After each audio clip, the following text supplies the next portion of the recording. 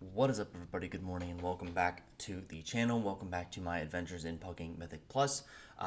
This is a 14 Theater of Pain that I just kind of plugged into, so I don't know any of these people in this group.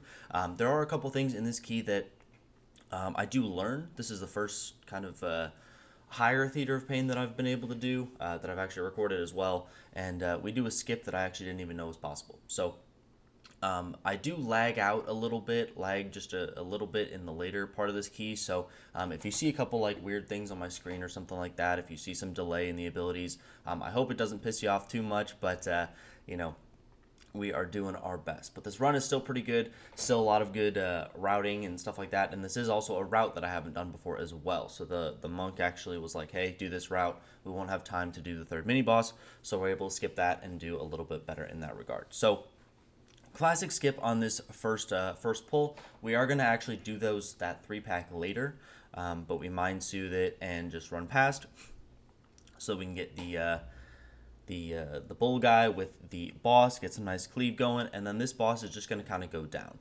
As a bear tank, I don't really struggle with living this boss. The decapitator doesn't really do a whole lot of damage to me. I feel like I'm pretty safe on this boss. Just keep pressing iron for rotating cooldowns. I kind of use cooldowns offensively in this dungeon too. I'm not really worried about any of the mechanics in this dungeon, except for maybe the last boss is the only thing that you really need to worry about, Guardian Druid. So if you have a good amount of gear, this dungeon should be pretty easy for you. Just use your cooldowns offensively, do as much damage as humanly possible, and that's really the only limiting factor when you're trying to time this key.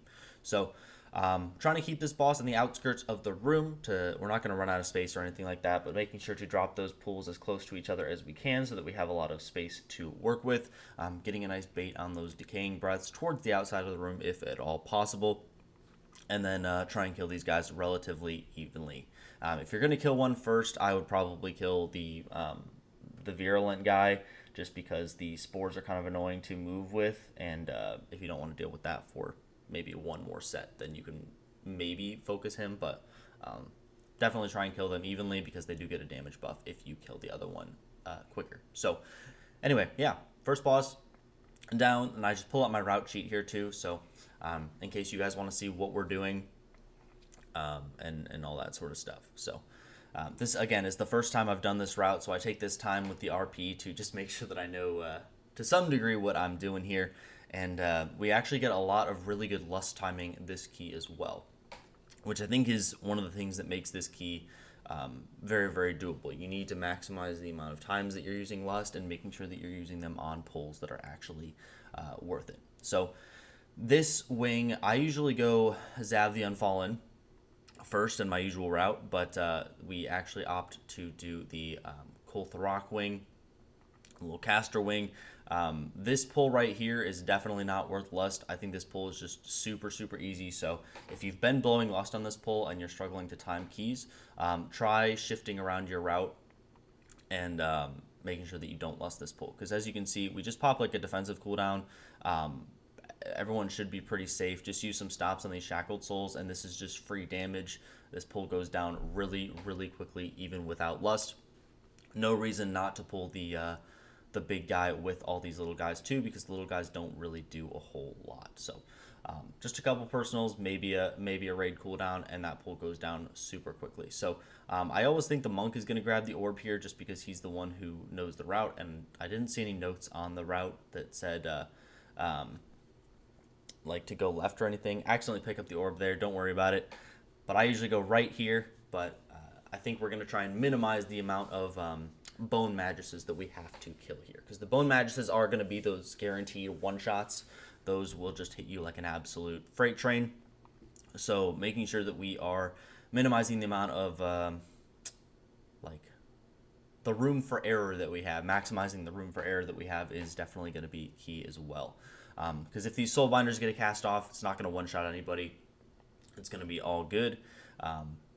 But you know, if those bone menders or if the bone magusses get a cast off, someone is dead. That's minus 15 seconds, and this timer is already one of the tightest timers that we have in Mythic Plus. So yeah, we only have one bone magus in this pull. I'm gonna try and make sure that he dies. I'm pretty confident. I don't think that the soul binders are gonna do very much.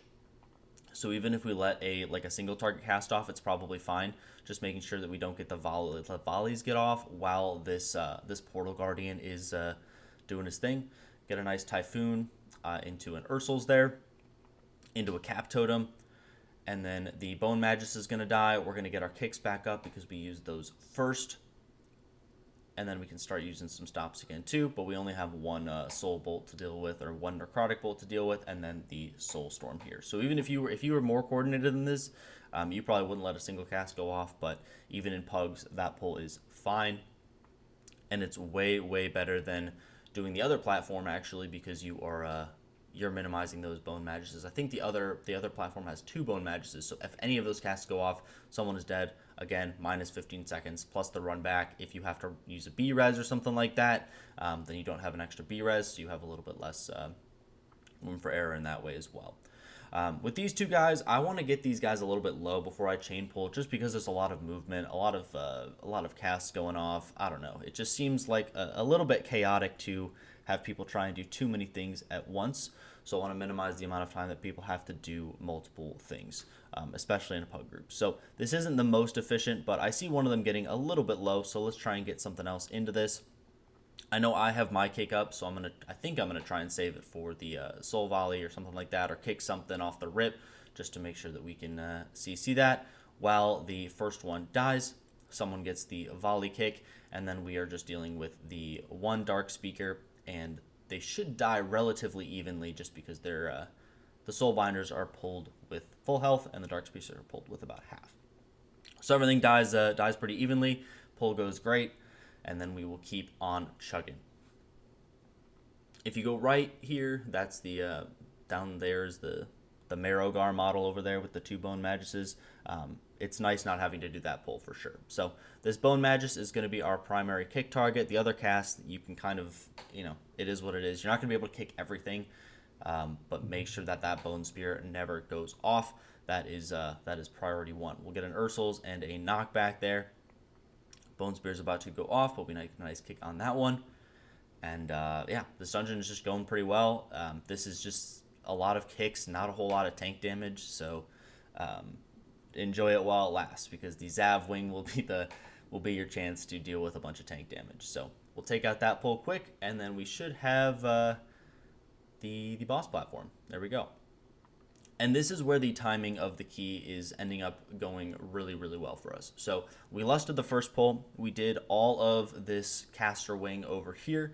And then we have 3 minutes left on Bloodlust. We want to hopefully kill this boss right as Lust is coming up, so they can run over to the Gore Chop wing, do a Lust pull, and then do the Gore Chop wing, and then get a Lust on Zav or the final boss or something like that. So if you maximize your Lust timing, that's what you're looking to do. But we're doing really well on time.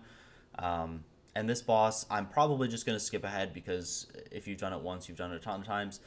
This keeps bugging out a little bit. As you can see, we're pretty lined up there, and 2 of our little clones go to the side there. So make sure that you are well and truly stacked up, or maybe even stacked up in a different spot in the room. I don't know why they do that, but just be careful with that in case you're on a hierarchy. Sometimes that damage can be pretty bad to split up. But the only things that I like to do on this boss, I like to just stand over on this side of the room and just soak these balls. It's kind of like, they don't really do a whole lot of damage, and there's not a whole lot of tank damage going on. So I just soak the balls and heal through them. The only thing that you want to avoid if you do that is just making sure that this frontal doesn't hit you at the same time as a ball, because they can take you pretty low. But if you have a defensive going, even if you take both of those in a row, they shouldn't kill you. I just like to stay on the other side, televise where I am, 2 pugs, making sure that no one's going to get accidentally sniped by that frontal. We get a much better stack on the ads this time, so those will just go down pretty quick. The monk and the shaman pretty quickly evaporate those, and we will just rinse and repeat. So nothing too crazy about this boss. Kick what you can. Have a kick rotation if you're with people. Point the frontal this way. Easy clap. We're just going to skip ahead, and we are going to go over to the Gore Chop wing here. And I think this is where I start lagging in this key, so I apologize again for any video quality sorts of things, or whatever. Working on getting a better setup though. So hopefully that will change soon. So we're gonna run all the way through here. This Pat is in a really bad spot, so I have to run pretty far, but that is all good. We'll get everything here. We'll get a Lust. We'll throw down an Ursul so that these little jumper guys don't jump quite as much. And then pop everything and just try and delete this pull. Kicking as many Withering Discharges as we can. I see like 3 of them going off, so I opt to use my Incap Roar. And just stay stacked up so these Sludge Spewers don't jump into Narnia. Staying stacked up makes this pull much, much easier. We lose out on very little damage here. And yeah, and that pull just is so much easier. People are like full HP the entire time. And as you can see, Lust fades right as we kill the pull. So beautiful, beautiful, beautiful as far as efficiency. I know a lot of people like to skip these guys when they pat away, but this was a nice opportunity that we saw. He was patting towards us, but we actually skip the other way, going counterclockwise here instead of clockwise. So that was a nice way that we saved just a few seconds there, not having to wait for him to stop and then pat away from us. So that is the other way to do it as well if you haven't ever done it that way, which is crazy that I haven't done it that way this season at all. But yeah, just kind of a fun little thing right there. Yeah, these mobs are going to be pretty chill. You just do the regular pull here. I would probably not do the Blight Bag with this pull. There's just a lot to maybe a lot of damage going out. I don't know. It's just uneven terrain. I like to make sure that the gas bag is in on this bridge just because it's flat. You can see both sides of the frontal and the, what do you call a rear frontal? What even is that? I don't know. We lose someone here. I know that we're probably not going to need a B-Res for a while, so I opt to B-Res the monk here. And this is where I start lagging out. So I apologize again for the delays on any of my abilities and all that sort of stuff, but will still be a good run. So this gas bag, we're just going to try and keep them away from the pools so we have a couple places for people to stand. Just so that if he faces one way, we have some places to stand where we can still hit him. There's not going to be too many pools, so you should still be able to hit him pretty much regardless. So I like to move him a little bit further down here, and again, we're going to lag. But yeah, very, very easy mob, just does some rot damage. So sometimes he can be a little bit scuffed with other pulls. I just like to do him alone. You do everything else well in this dungeon, you will have time to do this guy alone. The priest body pulls right here. And luckily, I'm able to get aggro on the 2 before they do too much damage to him. And I want this gas bag to die so that I can have everybody stabilize, and then we'll go right into Gore Chop. There's really no reason not to do the Butcher and the Horror on the way to Gore Chop, or with Gore Chop. They will not hit you very hard as a tank. At least me on a Guardian Druid, I have no trouble living this at all. So it just gives your team a whole lot of cleave. I look to get one of these oozing leftovers on me just to get some aggro on him. And the monk is really, really good in this fight about paralyzing the second one, which is phenomenal. So this maximizes a lot of the damage we can get on the boss. This boss goes down significantly faster than I think I've ever done it before. So if you're a monk, or if you have something that CCs one of these leftovers, that can be a huge, huge time sink, only having to kill one of these as opposed to 2. So I'm pretty sure the timing lines up to where you do the first round of leftovers, you kill one with the boss, get a ton of boss damage, and then you get 2 leftovers. And then Paralyze will fade right before or right after the next phase. Yeah, he just paralyzes the next set there when it comes off cooldown. And then, yeah, and then we only have to deal with 2 on this set regardless. But there was that third one there. So I don't know. I just thought this was a really interesting thing that I'd never seen before. It makes this boss feel like he goes like a good 20% faster, I swear to God. I guess it makes sense because these leftovers do have about 90 million health. So if you're not pumping 90 million damage into a leftover, all that damage should be going into boss. So yeah, if you're able to do something like this, I would highly, highly, highly recommend it. This was a really fun Theater of Pain run too. I don't think I've actually had this much fun in Theater of Pain. It was just good to try a new route, good to see a couple new tech things that I hadn't seen in pug groups before. I know this might not be something new if you're a big watcher of like MDI or something like that, or people that play in MDI or whatever. But this was really, really, really cool for me to see. And again, it feels good when you're you're doing things a little bit out of your comfort zone, doing keys that you haven't done before, and then learning something along the way. So we're going to try and wait for these pools to disperse over on the left-hand side here, and then we'll move over to the right just to give people a little bit more real estate. But I like that everyone's staying pretty close to melee, so we're not missing too much cleave. We have that marksman hunter, I think, or no, he's a beastmaster hunter. But making sure that those leftovers don't go too far, so we can still get some cleave on him, maximize boss damage again, cleave off the boss, and he will go down. But yeah, definitely felt way, way, way better. And the lust timing in this section of the room is that we want to just, I mean, we don't really have a timer for our next lust. I think we actually save it for the last boss. If you were really, really tight on time, you could get 2 more lusts technically. So if you wanted to try and get to Zav in under 5 minutes and then pop lust on Zav, then you could have it for the last minute of the dungeon or something like that for more Dretha. But this timing feels pretty good, and we're just able to save it for the last boss. Still lagging out just a little bit, but I'm going to try and take a couple steps back here to trigger the RP, so it triggered the mini boss behind me. And I see that this one does the AoE, and you're not really supposed to pull this with the Arbalist just because it can get a little bit scary if he shoots an enemy and then the roar goes off. So we'll have the whirlwind go off, we actually lose the monk again, and then Earth Crusher goes off. As you can see, it does some good group damage there. So that can be pretty lethal if the Arbalist just randomly shoots somebody, and then the AoE comes out from the Brutalizer here.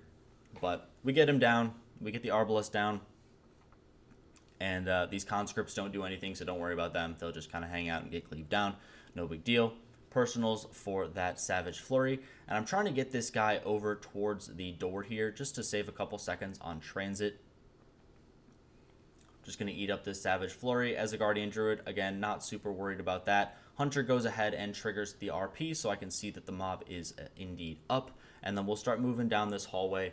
Again, trying to save a little bit of time in transit, and I think the last 25% of this boss, we are going to try and pull the second mini boss with him.